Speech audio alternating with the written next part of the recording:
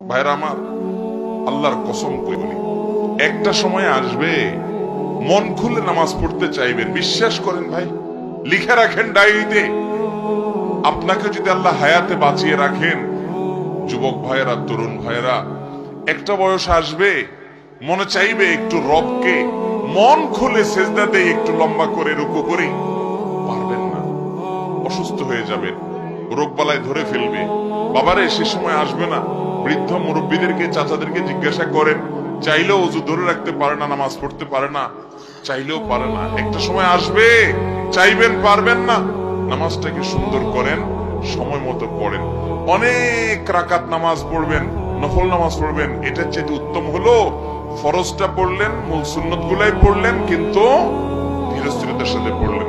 10 রাকাত তাড়াহুড়ো করে পড়ার চাইতে 2 রাকাত আস্তে আস্তে পড়া অনেক বেশি